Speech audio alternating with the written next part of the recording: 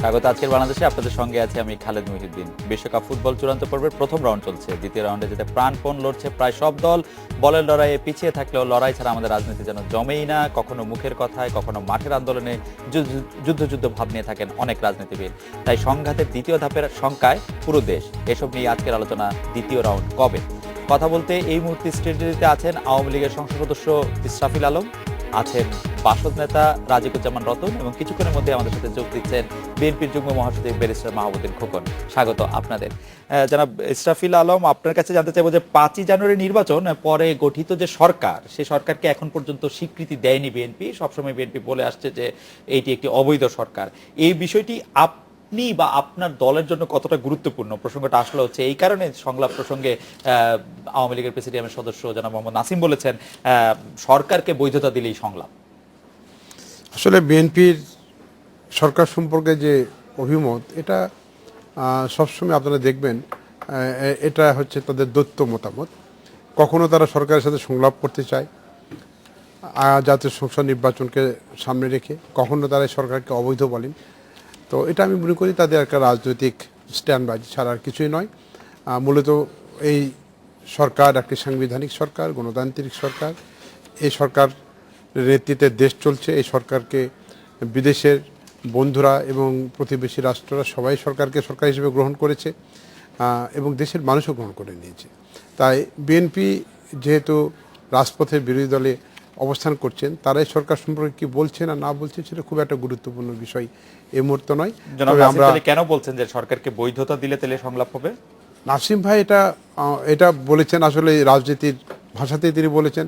কারণ যেহেতু এই সরকারের বাজেটকে বলেছে এটা অবৈধ সরকার, অবৈধ বাজেট, তখন নাসিম ভাই তো বিএনপিকে বলেছে যে তোমরা এই সরকারকে বৈধ সরকার হিসাবে মেনে নিবা, তারপরে তোমাদের সাথে সংলাপ হবে। কিন্তু বিএনপি তো বৈধ সরকার হিসেবে মেনে নিয়েছেই এবং তারা সংলাপের জন্য সরকারকে আহ্বান করছে যে আপনার সংলাপের উদ্যোগ রাজনৈতিক আপনাদের সাথে সংলাপ করে আমরা ফয়সালা করতে চাই। স্বাস্থ্যমন্ত্রী মোহাম্মদ নাসিম কিন্তু বলেছেন সংবিধান অনুযায়ী সরকারকে বৈধতা দিলেই সংলাপ হতে পারে। বৈধতা দেওয়ার কর্তৃপক্ষ কি বিএনপি? বিএনপির এই সম্পর্কে কোনো তাদের কর্তৃত্বও নাই, তাদের অধিকারও নাই। তারা তাদের রাজনৈতিক অবস্থান থেকে একটা সরকারকে অবৈধ বলতে পারে, স্বৈরাচারী বলতে পারে, স্বেচ্ছাচারী বলতে পারে, গণতান্ত্রিক বলতে পারে। আপনার কাছে যদি প্রশ্ন করা হতো যে বিএনপির সঙ্গে সংলাপ কবে, তাহলে তার জবাবে আপনি কি বলতেন? সংলাপ তো গণতান্ত্রিক সমাজ ব্যবস্থায়, রাষ্ট্র ব্যবস্থাতে সংলাপ একটা খুবই গুরুত্বপূর্ণ বিষয়। সংলাপকে মানে বাদ দিয়ে, সংলাপকে অস্বীকার করে আসলে গণতন্ত্রের কর্তব্য করা যায় না। সরকারি দলের মধ্যে এবং আন্তঃদলীয় সংলাপ সবসময় হতে পারে গণতন্ত্রকে স্ট্রেনথেন করার জন্য, এফেক্টিভ করার জন্য। তো এই জন্য আমি মনে করি সংলাপ এটা অমূলক কোনো বিষয় নয়। সংলাপ যে কোনো সময় হতে পারে, আন্তঃদলীয় সংলাপ হতে পারে, তারপরে আপনার মানে সব বিরোধী দলের সাথে হতে পারে এবং দলের অভ্যন্তরে হতে পারে। মানে সংলাপ চলতে পারে। অবশ্যই সংলাপ খুবই গুরুত্বপূর্ণ এবং সংলাপ ছাড়া তো গণতন্ত্র অথবা হবে না, অচল হয়ে যাবে। এই খুবই গুরুত্বপূর্ণ শুনে আমার কাছে মনে হচ্ছে যে এটিকে আমরা আসলে আওয়ামী লীগের পক্ষ থেকে কতটা গুরুত্ব দেওয়া হচ্ছে সেটা নিয়ে আমার মধ্যে একটু সংশয় থেকে যাচ্ছে। এই খুবই গুরুত্বপূর্ণটা খুবই সংশয়াচ্ছন্ন মানে শব্দগুচ্ছ। আমাদের মধ্যে ব্যারিস্টার মাহমুদুল খোকন এসে যোগ দিয়েছেন।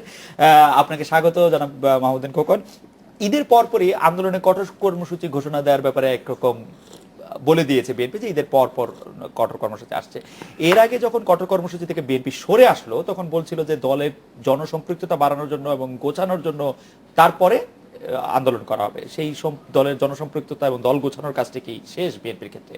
আপনি যুগ্ম মহাসচিব, আপনি নিশ্চয়ই এই বিষয়ে ওয়াকিবহাল আছেন। সংগঠন গোছানো হচ্ছে, সঙ্গে সঙ্গে আন্দোলনের প্রস্তুতি চলছে বলবেন।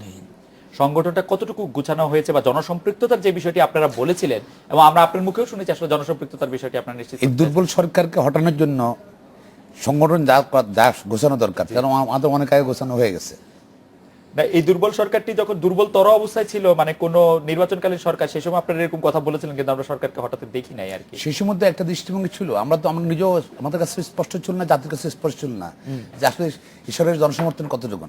5ই জানুয়ারি নির্বাচনে দেখা গেল যে 5% লোক ভোট দিতে আসে নাই। মানে 5ই জানুয়ারি এসে আপনারা বুঝতে পারলেন যে এটা সরকারের কোনো বিচ্ছিন্ন, জনগণের কোনো সমর্থন নাই। 5% লোক ভোট দিতে আসে না।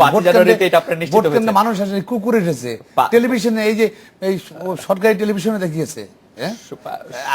সরকারি টেলিভিশন বলতে মানে আর সরকার সমর্থক অনেক নেতাদের টেলিভিশন কোম্পানি আছে না, ওদের কথা বলছি।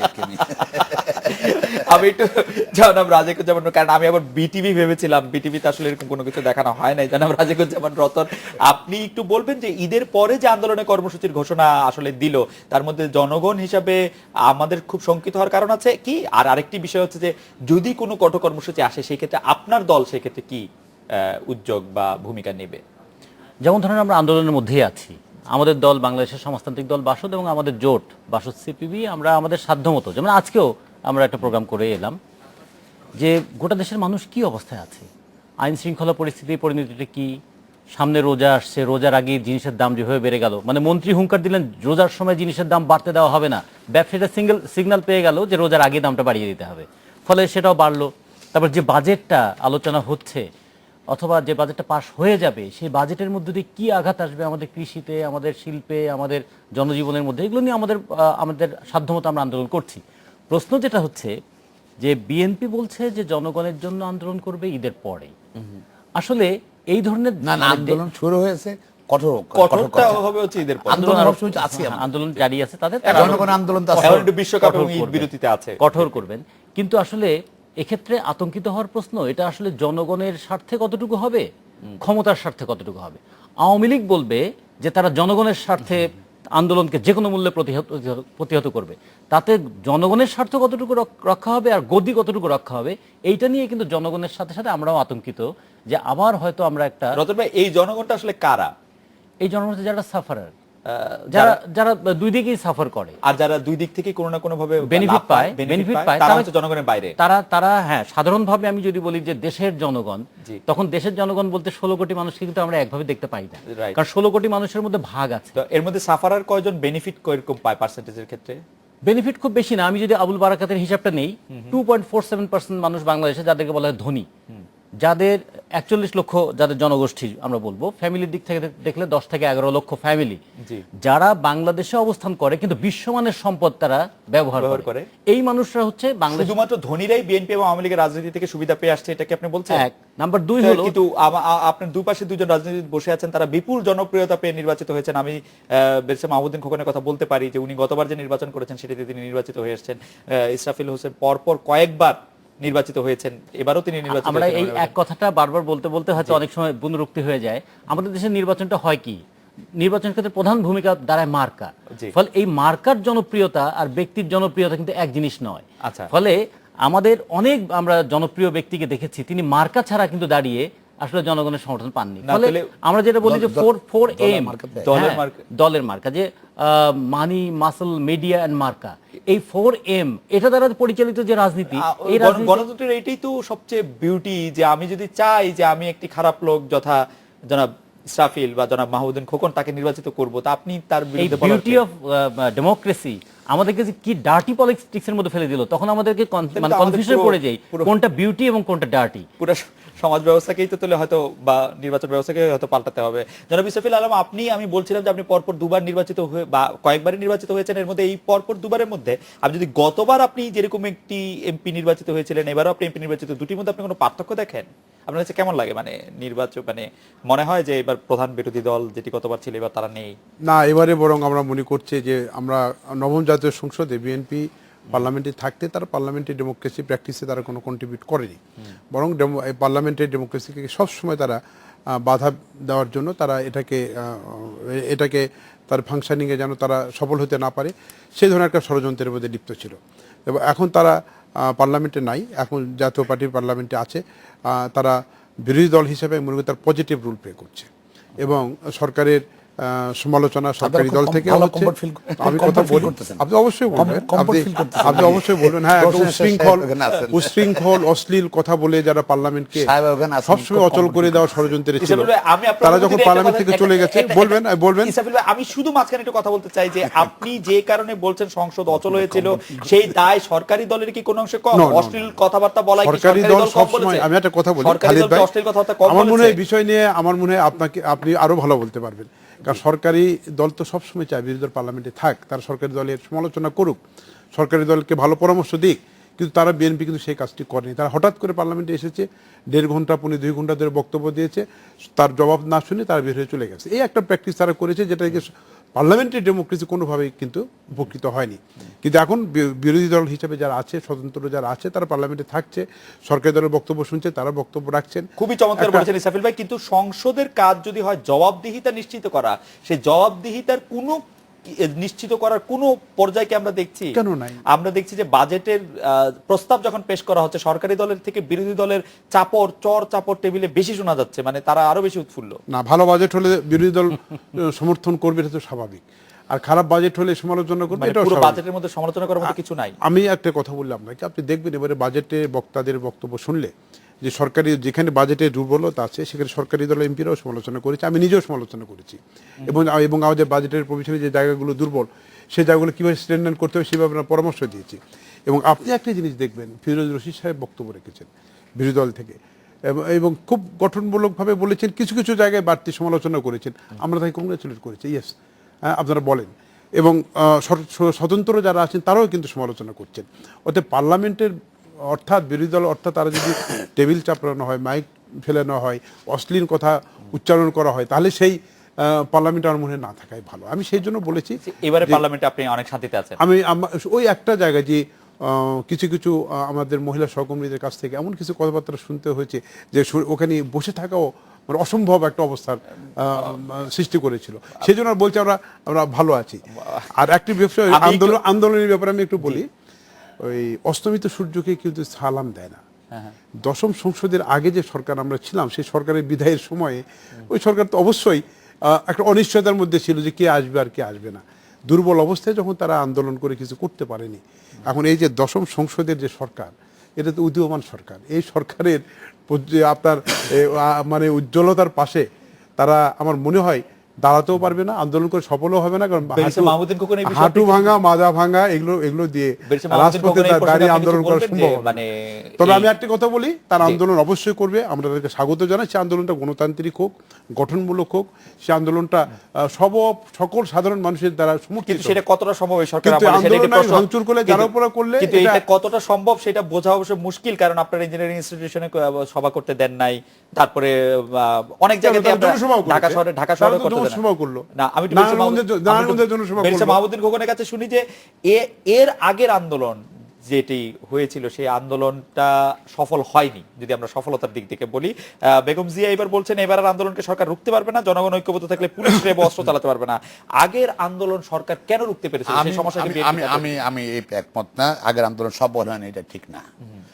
আন্দোলন আমরা চেয়েছিলাম যে জনগণের ভোটাধিকার, সরকার জনগণের ভয়ে, জনরোষের ভয়ে, জনগণের সমর্থন পাবে না ভয়ে তারা একতরফা নির্বাচন করেছিল।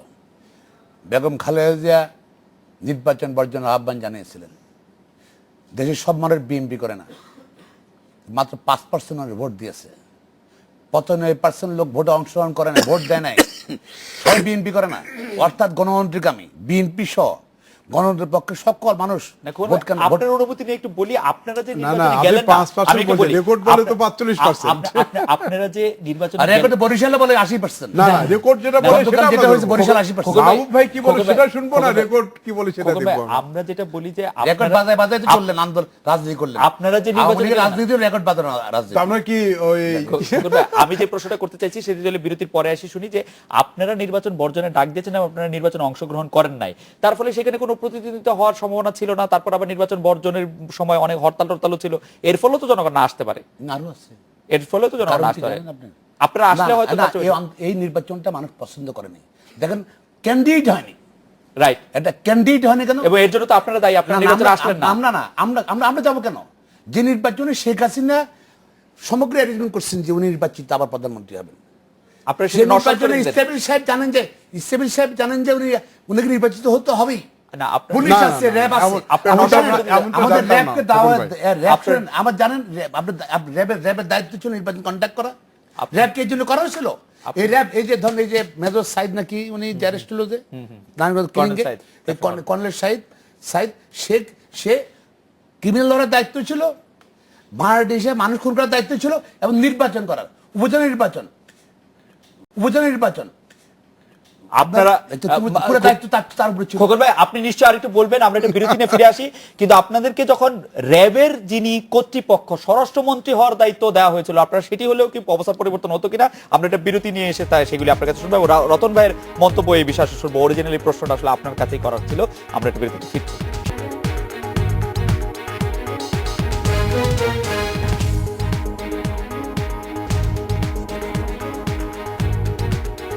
ফিরে এলাম আজকের বাংলাদেশে। জনাব মাহমুদুল খোকন, আপনি যদি খুব সংক্ষেপে আমাদেরকে একটু বলেন এই পর্যায়ে, কারণ আমরা রতন ভাই এবং ইসরাফিল ভাইয়ের কাছে যাবো, যে আগামী আন্দোলনের যে কর্মসূচি আপনারা নেবেন বলে ভাবছেন সেটা কবে, কখন, কিভাবে, কখন থেকে শুরু হতে পারে, বা কি ধরনের কর্মসূচি দিয়ে শুরু হতে পারে? আমি আজকে যে কথা বলার আগে যা শেষ করতে চাচ্ছিলাম, যেটা জি।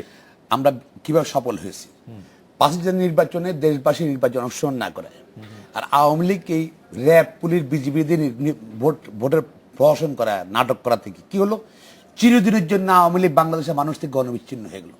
আওয়ামী লীগের যে ঐতিহ্যবাহী সংগঠন আওয়ামী লীগের, আওয়ামী লীগের সৃষ্টিটাই কিন্তু, আমি আওয়ামী লীগ করি না, কিন্তু আওয়ামী লীগের সৃষ্টিটা, আওয়ামী লীগের টোটাল ইতিহাস দেখুন, একটা আন্দোলন ইতিহাস, এটা গণতান্ত্রিক ইতিহাস। এই প্রথমবার আওয়ামী লীগ সেখান থেকে সরে গেল। আওয়ামী লীগের অবস্থান নাই কিন্তু। এবং এই যে গণবিচ্ছিন্ন হলো আওয়ামী লীগ কখন মানে সম্পৃক্ত হবে কিনা, I mean doubt. This the one thing. সেটা এক দুই হলো এটা হলো একটা অনির্বাচিত সরকারের মতো ইন ওয়ান সেন্স। সে তো আমি কোথায় যেন বলছিলাম সেদিন, যে মাঝে মাঝে বিরল প্রজাতির জোট পত্রিকা আসে, এই বিরল প্রজাতির একটা পার্লামেন্ট, এখানে কৃষ্ণবেল সাহেব খুব কমফোর্ট ফিল করছেন রোশনের সাথে বিরোধী দল, সেই কারণে বোধ হয় জন্য। কিন্তু বাংলাদেশ দেখেন কি অবস্থা, পৃথিবীতে গিনিস বুকস রেকর্ডে আপনি রেকর্ড করতে পারবেন। প্রধানমন্ত্রী অনির্বাচিত, স্পিকার অনির্বাচিত, বিরোধী দলের নেতা অনির্বাচিত, তারপর আপনার কি বলে ওই মন্ত্রীরা বেশি অনির্বাচিত, আপনিও অনির্বাচিত নাকি? আপনি নির্বাচিত অনির্বাচিত? নির্বাচিত মানে বিনা বিনাপতিতে in accordance with election law আমি elected। বিনাপতিতে আমি elected। এই অবস্থা, বেশি মন্ত্রী অনির্বাচিত পৃথিবীর ইতিহাসে, এরকম গণতন্ত্রের ইতিহাসে কোথাও এরকম বিনা প্রতিদ্বন্দ্বী গত নির্বাচন, 3-4 বছর ইতিহাসে পাবেন না এরকম পার্লামেন্ট। যে বিনা প্রতিদ্বন্দ্বী তো নির্বাচন। এটা কি নির্বাচিত হবে না? আপনাদের আন্দোলনের পরবর্তী আপনি কর্মসূচি ওনারা বলতে পারে যে সাংবিধানিক, সেটা অন্য কথা। কিসের সাংবিধানিক? আপনি- নির্বাচিত তো। আইন অনুযায়ী। আপনার আন্দোলনের আচ্ছা, এটা হলো- কর্মসূচি- না, না, এটা কি জিয়াউর হলো? রহমানের সরকার এসে তো ভালো এটা কি সরকার হলো? এটা। জিয়াউর রহমান সাহেব তো সামরিক সরকার শাসন। নির্বাচন ছাড়াই সরকার আমাদের গঠন বাংলাদেশে করছে। 3টা সামরিক শাসন আসছে। সামরিক শাসনের কোনো মেয়াদ নাই। এরা অনেকদিন লং টার্ম থাকতে পারে, যেমন এরশাদ 9 বছর পর্যন্ত ক্ষমতা ছিল। আবার মনির আহমেদের 2 বছর ছিল, জেনারেল মনিরের 2 বছর ছিল, ঠিক আছে? জিয়াউর রহমান সাহেব কতদিন জিয়াউর রহমান ছিল 1-1.5 বছর, 2 বছর ছিল, বাকি পরে তো ইলেকশন দিয়ে দিল। তো সামরিক সরকার কোনো মেয়াদ নাই, অর্থাৎ অনির্বাচিত সরকার কোনো মেয়াদ নাই। এটা অনির্বাচিত সরকার, এটা হলো মনোনীত সরকার অনেকটা আর কি, এটা কোনো মেয়াদ নাই।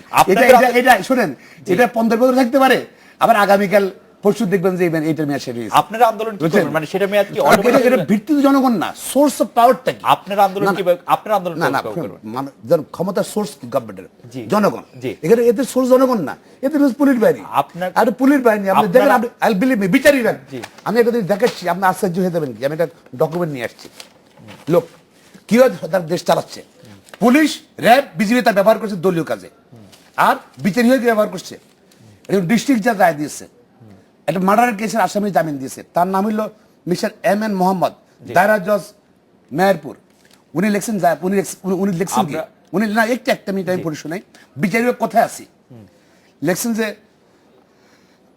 নোটিশ ও নালিশি দরখাস্ত পর্যালোচনা করিলাম, কাগজে পর্যালোচনা করিলাম।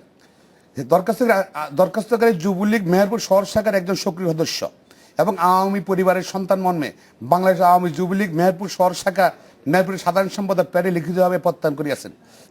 বিজ্ঞ পিপি সাহেব বিরোধিতা করেন নাই, আপত্তি করেন নাই, এমন তো আসামি জামিন দেওয়া গেল। কনসিডার নিছে যুবলীগের মার্ডার কেসে। না খোকন ভাই, আপনি Look at the document. না না খোকন ভাই, খোকন ভাই, আমাদের- খোকন ভাই, এটা এই ঠিকই আমাদের আছে। বিচারীরা। খোকন ভাই, এটা আমি- ঠিকই আছে। খোকন না, খোকন ভাই, ভাই। এটা ঠিকই আছে খোকন ভাই, কিন্তু আমার কথা হলো যে আপনাদের কাছ থেকে যতটুকু আইন কানুন শিখছি সেটার মধ্যে তো হচ্ছে যে কোনো একটা লোকের যদি একটা নির্দিষ্ট নাম ঠিকানা থাকে তাকে জামিন দেওয়া যেতে পারে।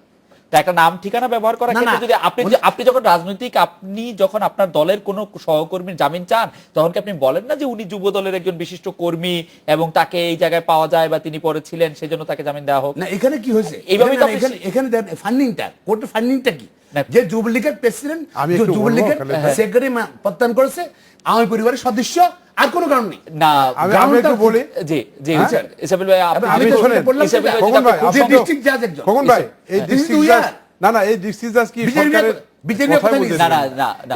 এই ডিসিটা সরকারের অধীনে চাকরি করে না সুপ্রিম কোর্টের আন্ডারে চাকরি করে? কোথায়?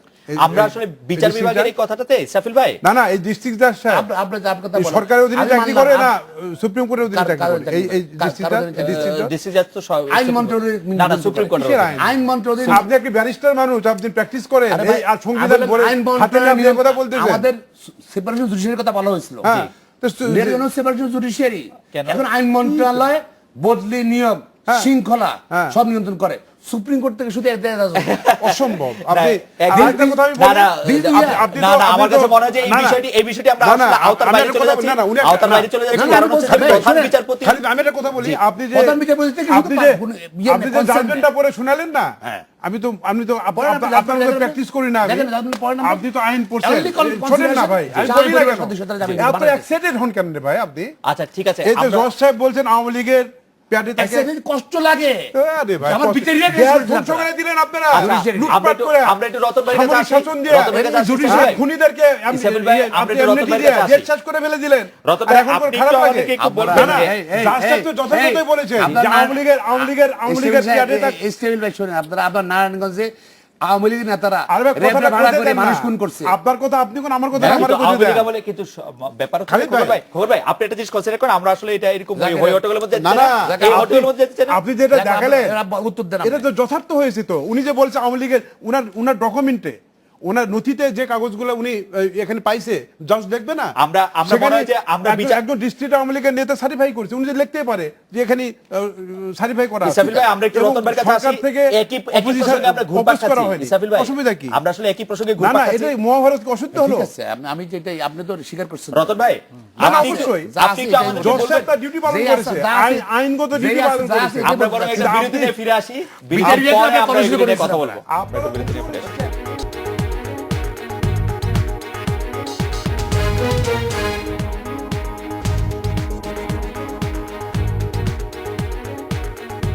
ফিরে এলাম আজকে বাংলাদেশে। রাজিকুজ্জামান রতন ভাই, আপনার দৃষ্টি আকর্ষণ করার চেষ্টা করছিলাম, কিন্তু ইসরাফিল ভাই এবং অন্যদিকে মাহমুদুল চলে বকর গেছে। ভাই একটু অন্যদিকে চলে গেল। এখন একটু একটু শান্ত হয়েছেন। আমাদের যে বিষয়টি নিয়ে আমরা আলোচনা যাচ্ছিলাম সেটি হচ্ছে যে বিএনপির আন্দোলন এবং আপনাদের সম্পৃক্তি। আপনারা বলছেন যে আপনারা আন্দোলনে আছেন, কিন্তু আপনাদের আন্দোলনের মধ্যে কিন্তু আমরা এটি দেখতে পাচ্ছি না যে আপনারা এই মুহূর্তে নির্বাচন চাচ্ছেন কিনা বা এই সরকারের এই মুহূর্তে কোনো পদত্যাগ চাচ্ছেন কিনা। সেই ক্ষেত্রে কি আরেকটু বিস্তারিত বলবেন যে আপনাদের আন্দোলনের আসলে লক্ষ্যটা কি, আপনারা কি চাচ্ছেন?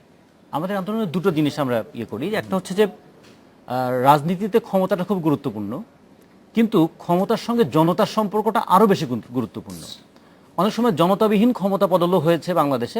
আমরা 43 বছরের আমরা 2বার সামরিক শাসন দেখেছি, 5বার জরুরি আইন দেখেছি, নির্বাচিত স্বৈরাচার দেখেছি, অনির্বাচিত স্বৈরাচার দেখেছি, এবং আমরা গণতন্ত্রটা খুব বেশি দেখি নাই। আমাদের আন্দোলনের একটা বড় উদ্দেশ্য হচ্ছে মানুষের মধ্যে গণতান্ত্রিক বোধটা জাগিয়ে তোলা এবং একটা দায় তৈরি করা শাসক গোষ্ঠীরও। আর আরেকটা হচ্ছে যে সরকারের যে সমস্ত কাজ আছে যা জনস্বার্থের পরিপন্থী, তার বিরুদ্ধে একটা কার্যকর রাজপথের প্রতিরোধ গড়ে তোলা, যেটা আমরা প্রতিটা ক্ষেত্রে করার চেষ্টা করি। তো এখন যেটা আমি ইসরাফিল ভাইয়ের একটা কথা বলবো, যে তারা খুব স্বস্তিতে আছেন সংসদে। জনগণ কি স্বস্তিতে আছে? তারা পার্লামেন্টারি শান্তি তৈরি করেছেন পার্লামেন্টের অভ্যন্তরে, কিন্তু এখানে সবচেয়ে বড় যে ক্ষতিটা হয়ে গেল যে লিগ্যালিটি এবং মরালিটি, এই দুটার যে প্রশ্ন থাকে, যে আমাদের এই পার্লামেন্টটা হয়তো লিগ্যাল, আইনগতভাবে ঠিক, এটা কি মরাল হলো? গণতন্ত্রে যদি মরালিটির জায়গাটা মার খেয়ে যায়, নৈতিকতার জায়গা যদি মার খেয়ে যায়, আনুষ্ঠানিক গণতন্ত্র এটা কিন্তু স্বৈরাচারের চেয়েও খারাপ। আমরা এখন আনুষ্ঠানিক গণতন্ত্রে আছি, গণতন্ত্রের খোলসের মধ্যে থাকবো, কিন্তু মর্মবস্তুটা শেষ হয়ে যাবে। এইরকম পরিস্থিতি আমার মনে করি দেশের জন্য খুবই দুর্ভাগ্যজনক। এবং তারপরে যেটা হয়, আজকে বিএনপিও যে ভাষায় এবং যে লক্ষ্যে আন্দোলনটা করতে চায়, সেখানে জনগণ কোথায়? তারা বললেন যে এই সরকারের বৈধতা নাই, ফলে বাজেটের ব্যাপারেও কোনো কথা বলবো না। আসলে এটা কি কথা হলো? বাজেটের ব্যাপারে কথা বলুন বা না বলুন, এই বাজেট তো ইমপ্লিমেন্ট হবে, সে ব্যাপারে কি বিএনপির কোনো কথা থাকবে না? কোনো দায় থাকবে না? কোনো দায় থাকবে না। ফলে বিএনপি একটা অভিমানী কথা বললেন, আসলে বাস্তবে সরকার কিন্তু একটা স্পেস দিয়ে দিলেন। তারা মনে করলেন যে সরকারের বিরুদ্ধে কার্যকর গণ আন্দোলন গড়ে তুললে এখানে মাঝখানে আমি একটু কথা বলি যে বিএনপি যে অভিমানের কথা বলে যে সরকারকে স্পেস দেওয়ার কথা বলছেন, 5 জানুয়ারি নির্বাচন না করেও কি সেই ধরনের একটা স্পেস আসলে সরকারকে দেওয়া হলো? কারণ আমরা সরকারের মেশিনারি থেকে দেখছিলাম যে চাওয়া হচ্ছিল যে বিএনপি যাতে নির্বাচনে না আসে। সেটা দুটো বিষয় ছিল। সরকার চাইছিল যে তার তার যে মানে পরিকল্পনা, সেই পরিকল্পনার মধ্যে থেকে হয় নির্বাচনে সে জিতবে অথবা বিএনপিকে বাইরে রেখে সে ক্ষমতায় থাকবে। বিএনপি চেয়েছিল সে বিদেশি বন্ধুদের চাপ অথবা সামরিক বাহিনীর ভূমিকা এগুলোকে নিয়ে সে আওয়ামী লীগকে টপল ডাউন করবে। ফলে এটা একটা পাওয়ার গেমের পার্ট হয়ে গিয়েছিল। ফলে এখানে জনগণ খুব বেশি সম্পৃক্ত ছিল না, যে কারণে নির্বাচনের আগে অথবা নির্বাচনের পরে জনগণের ইস্যু নিয়ে কিন্তু বিএনপির কোনো কথা নেই। রাইট। আবার ধরুন এই যে বাজেটটা হলো, এই বাজেট 2,50,56 কোটি টাকার বাজেট বলে আওয়ামী লীগ বলছেন, কিন্তু আসলে বাস্তবে দেখুন তো আমাদের জিডিপি কত, 13,59,000 কোটি টাকার আমাদের জিডিপি। অর্থমন্ত্রী বললেন এখানে 50 থেকে 80% থেকে কালো টাকা আছে, তাহলে সেখানে আরো যদি 10 লক্ষ কোটি টাকা কালো টাকা থাকে তাহলে আমাদের জিডিপির পরিমাণ হচ্ছে 23 লক্ষ কোটি টাকা। কে প্রডিউস করে এটা? 159টা দেশে বাংলাদেশের শ্রমিকরা কাজ করে, 87 লক্ষ শ্রমিক, তারা যে টাকা পাঠায়, $16 বিলিয়ন বাংলাদেশে এসছে আমাদের শ্রমিকদের, আমাদের কৃষকদের, তারাই তো দেশটাকে বাঁচিয়ে রেখেছে, দেশটাকে গড়ে তুলেছে। এই বাজেটে সে কৃষিতে বরাদ্দ কেমন হবে, স্বাস্থ্য খাতে বরাদ্দ কেমন হবে, শিক্ষায় বরাদ্দ কেমন হবে, সে নিয়ে কোনো আলোচনা কি কোথাও আছে? রাইট। আমি একটু জনাব ইসরাফিল আপনার কাছে আসি, যে আপনি এই প্রসঙ্গে কোনো কথা বলে তো নিশ্চয়ই বলবেন। আমি একটু জামায়াতে ইসলামী সম্পর্কে জানতে চাই, যে নানার জায়গায় নানা রকম কথা হচ্ছে যে জামায়াতে ইসলামীর সাথে সরকারের সম্পর্ক মানে একটু অম্ল মধুর সম্পর্কের দিকে যাচ্ছে। এই বিষয়টি নিয়ে আপনার কোনো মন্তব্য আছে কিনা? জামায়াতের সাথে সম্পর্কের ক্ষেত্রে নানা বিষয়ে আমি সুস্পষ্টভাবে বলতে পারি, আমি এই সরকারি দলের একজন কর্মী হিসাবে জামাতের সাথে বিএনপির অম্লমধুর সম্পর্ক আছে, এটা আনুষ্ঠানিক, এটা প্রমাণিত এবং প্রতিষ্ঠিত। এবং আওয়ামী লীগের সাথে এখন জামাতে ইসলামীর যে সম্পর্ক, এটা একেবারে আইনের দ্বারা, রাজনীতির দ্বারা, একেবারে সব কিছু দিক থেকে আপনারা দেখেছেন যে একটা সরাসরি বিপরীতমুখী অবস্থান। কারণ এই সরকার জামাতে ইসলামীর যুদ্ধবিরোধী নেতাদের বিচার করছে, একজনের ফাঁসি হয়ে গেছে, কারো কারো রায় হয়েছে এবং মামলা চলমান আছে, এবং তাদেরকে গ্রেপ্তারের বিভিন্ন কর্মকাণ্ডের সাথে আমরা দেখছি যে অন্য মামলাগুলির রায় হচ্ছে না, সেটা ভিন্ন। তারপরে আমরা দেখছি যে এটা আদালতে, আমি এই ব্যাপারে কিছু বলবো না, আদালতের ব্যাপার, আদালত গঠন করা হয়েছে, যুদ্ধাপরাধের ট্রাইব্যুনালে আইনজীবীদের মধ্যে সাবেক এবং বর্তমান দুই আইনমন্ত্রী দুই রকম বলছেন জামাতের বিচার সম্পর্কে। এখন আমি আপনাকে একটা কথা বলি, আপনি তো বিচারক ছিলেন, আদালত গঠন করা হয়ে গেছে, আদালতে বিচারের জন্য সব পরিবেশ তৈরি করে দেওয়া হয়েছে। আদালত 7 দিন পরে দিন দিতে পারে, আবার 1 মাস পরে দিতে পারে, এটা আদালতের ডিসক্রিপশন। অতএব বিচারের জন্য সরকার সম্পূর্ণ প্রস্তুতি নিয়েছে এবং সহযোগিতা করছে আদালতকে। বিচার দ্রুত করা বা একটু বিলম্বে করা এটা আদালতের ব্যাপার, ওই জায়গাতে আমাদের মতামত দেওয়ার কোনো রকম কোনো ভূমিকা রাখে না। এটা আমরা আদালতের স্বাধীনতায় বিশ্বাসী, আদালত তার কার্যক্রমে লিবার্টি ভোগ করবে, আমরা সেটা বিশ্বাস করি এবং আদালতের উপর আমরা ছেড়ে দিয়েছি। আদালত যেভাবে বিচার করতে চায় সেইভাবে তারা স্বাধীনভাবে বিচার করবে। এরশাদ সাহেবের বিরুদ্ধে যে মামলাটি ছিল মঞ্জুর হত্যা মামলা, সেটি রায় ঘোষণা দিন থাকলেও, বিচারিক কার্যক্রমের দিন থাকলেও সেটি আসলে পিছিয়ে যাচ্ছে বারবার।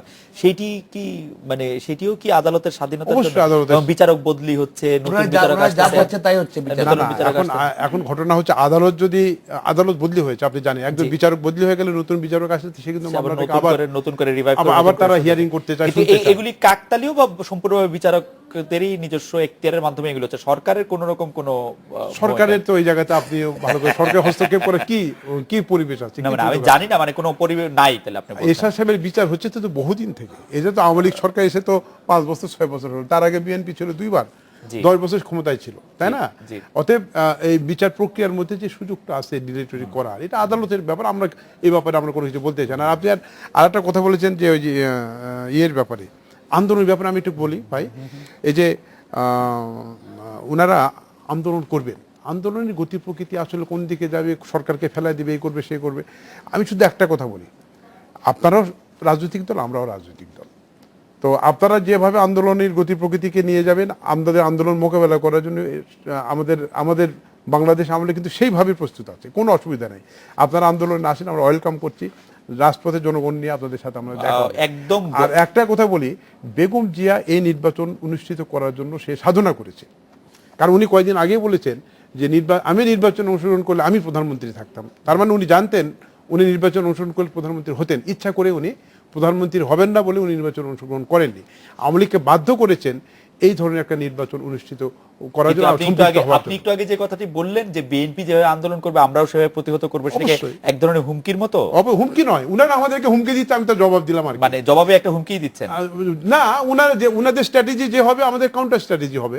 মানে কাউন্টার স্ট্র্যাটেজি বলতে ধরেন ওনারা রাজপথে আন্দোলন করতে উনার চান। রাজপথে করলে আমরা তো রাজপথে উনাদের ইজারা দিব না, অবশ্যই দিব মানে না। রাজপথটাকে গাড়ি দিবেন না। পোড়াবেন, ঘোড়া পোড়াবেন, মানুষ মারবেন, মানে আমাদের এটা তো কপালে দেওয়া হবে না। আমাদের কপালে নানা রকম দুঃখ আছে। বেশে মাহবুদ্দিন খোকন, আপনার কাছে শুনতে যাচ্ছি যে সেই আপনার বক্তব্য যে সামনের দিনের আন্দোলন কর্মসূচি এবং এটা সম্পর্কে আমি বারবারই একই প্রসঙ্গে আসতে চাই। আমি আসলে আমি যেটা বলতে চাই, মানে সিটিজেন অফ দ্য কান্ট্রি, আমাদের প্রবলেম হলে আমরা মানসিকভাবে ডেমোক্রেট না, জি। ডেমোক্রেট না। এখন গণতন্ত্রের কথা বলে ইসরায়েল ভাই উনি জানেন না এই ঢাকা শহরে মিছিল করতে দেওয়া হয় না, বা গণতন্ত্র আছে। ঢাকা শহরে সভা সমাবেশ করতে দেবে না, গণতন্ত্র আছে। কারণ নারায়ণগঞ্জে জনসভা করে আছে যে শেষ করি ঢাকা শহরের কথা বলছেন উনি। ঢাকাতেও করে। শেষ করি ভাই, জি, আপনি জি, প্লিজ আপনি বলেন। জি। ঢাকা শহরে ইনডোরে আইনজীবীদের সমাবেশ করতে দেবেন না, গণতন্ত্র আছে। নারায়ণগঞ্জে শহরে মিটিং করতে দেবেন না, গণতন্ত্র আছে। এই কি গণতন্ত্র? একটা সিটিজেনের সমাবেশ করার অধিকার নাই, এই গণতন্ত্র? সবাই কিভাবে এই গণতন্ত্র দেখতে হচ্ছে? এটা কারোর জন্য শুভ নয়, কাম্য নয়।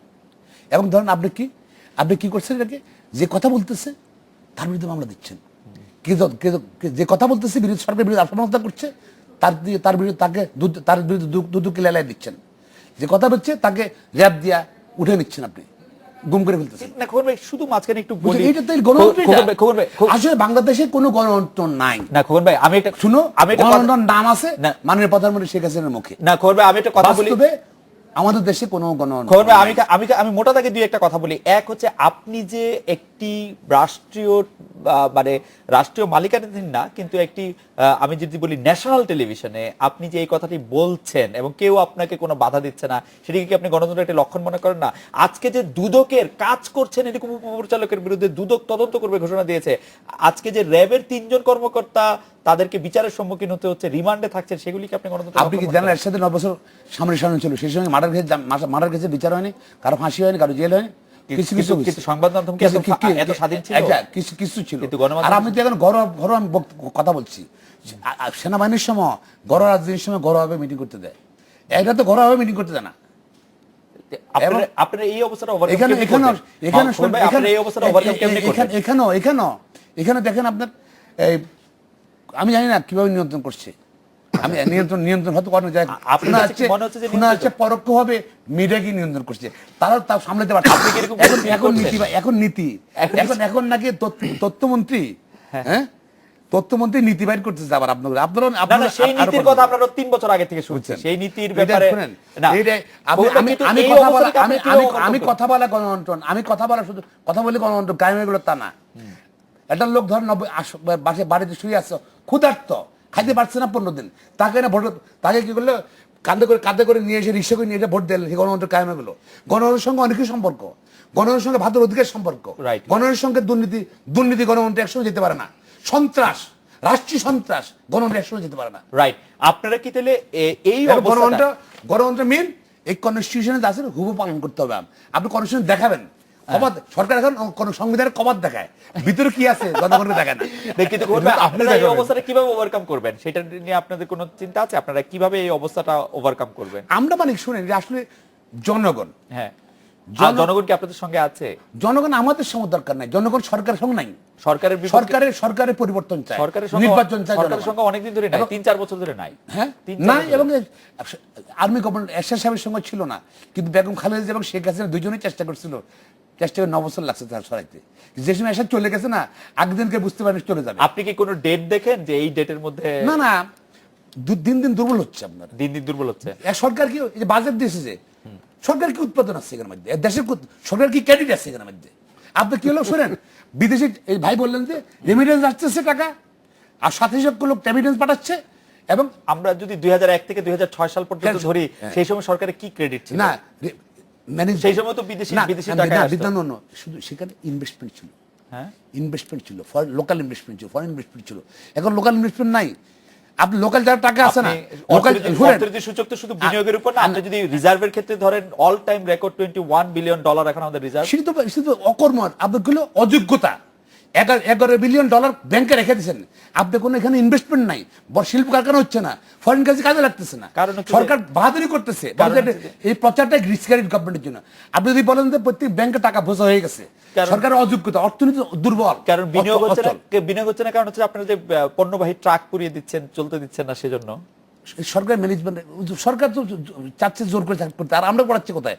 শুরু সরকারি লোকে ওরে পড়াইছে, পড়ায় আমরা যখন নির্বাচনে বিরোধী দলের লোক নেতাদের মামলা দেওয়ার জন্য ব্যবস্থা করছি। আমি বিলিভ আপনি আমাকে 30 বছর আগে থেকে চিনেন, আমি মাহমুদুর খোকনকে আসছেন আনছি কোনো সময় শুধু আপনি তো না, মির্জা ফখরুল ইসলাম আলমগীরের বিরুদ্ধে মির্জা ফখরুল ইসলাম আলমগীর গাড়ি পড়াইছে না, তবে পড়াইছে, ওরে পড়াইছে, পরে মামলা দেওয়ার জন্য আমাদেরকে। এগুলা লাভ হবে না। এখন আজকে মাননীয় প্রধানমন্ত্রী বাবা শেখ মুজিবুর রহমান সাহেবকে মিথ্যা মামলা দেওয়া হয়েছিল, তার উত্থান কেউ ঠেকাইতে পারেনি পাকিস্তানিরা। আমার মনে হয় যে আমরা একটা বিরতি নেই, বিরতির পর ফিরে এসে দেখি যে শেষ পর্বে আমরা কোনো আশার কথা শুনতে পারি কিনা। বর্তমান যে অবস্থা, সেই অবস্থায় আমরা বুঝতে পারছি যে ঈদের পরে আমাদের জন্য কিছু লম্বা দিন, লম্বা রাত অপেক্ষা করছে। আমরা একটা বিরতি নিয়ে ফিরছি।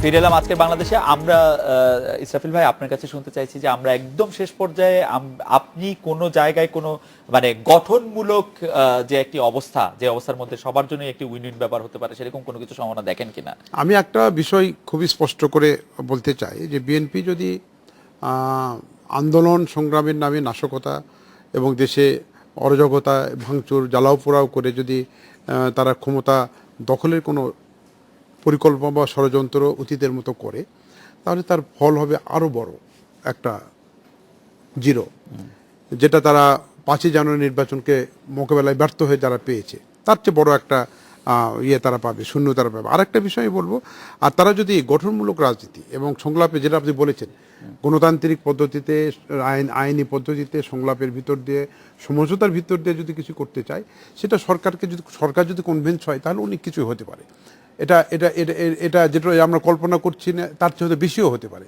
কিন্তু যখনই দ্বান্দ্বিক সম্পর্ক থাকবে, তখন কিন্তু তারা যেটা চাবে সেটা পাবে না, আর সরকারও হয়তো যেটা চাবে সেটা হয়তো পাবে না। কিন্তু ঘটনা হলো সরকার তো সরকারই, কারণ বিএনপি যে কত দুর্বল একটা রাজনৈতিক দল, সংগঠন, এটা কিন্তু গত নির্বাচনের সময় দেখা গেছে, তার আগেও দেখা গেছে, এখনো দেখা যাচ্ছে। আর একটা বিষয় আমি শেষ করি, আপনি বলেন, আমি আরেকটা কথা বলি। উনি বলেছেন দেশে গণতন্ত্র নাই, আওয়ামী লীগ শক্তিশালী সংগঠন রাজনৈতিকভাবে, সেটা মানুষ হাসতেছে সারা দেশের মানুষ।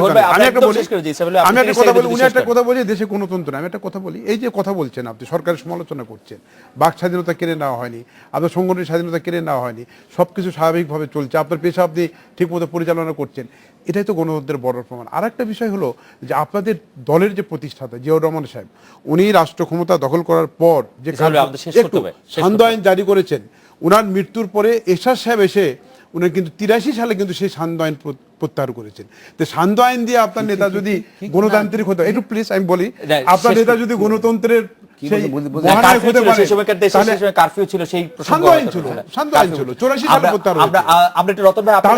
তাহলে আমরা কেন গণতান্ত্রিক হতে পারবো? আপনাকে ধন্যবাদ। আমি একটু রতন ভাই, আমাদের একদম শেষ করতে হবে, আমরা অন্যদিন নিশ্চয় আলোচনা করবো। বলার সুযোগ পেলাম না। রতন ভাই, আপনি যদি আমাদেরকে একটু বলেন যে আপনি সবচেয়ে আশার জায়গাটা কোনটা থাকেন, সবচেয়ে আশঙ্কার জায়গায় কোনটা, আমাদেরকে যদি 1 মিনিট একটু। সবচেয়ে আশঙ্কার চিত্রগুলো আমরা দেখছি সাম্প্রতিক মিরপুরের কালশিতে, যে সংসদ সদস্য নাম উঠে এলো, সরকারি যত সম্পত্তি দখল সবকিছুর সঙ্গে যুক্ত, সর্বশেষ এই যে আটকে পড়া বিহারীদের, তাদেরকে নির্মমভাবে পুড়িয়ে মারা ঘটনার সঙ্গে তার নামটা উঠে এসেছে। এর আগে আমরা নারায়ণগঞ্জ দেখেছি, ফেনী, লক্ষ্মীপুর, সব তো দেখেছি। এটা হলো একটা তদন্তাধীন বিষয়। আপনি তদন্তাধীন বিষয়, আমি দায়িত্ব নিয়ে বললাম, আমি দায়িত্ব নিয়ে বললাম।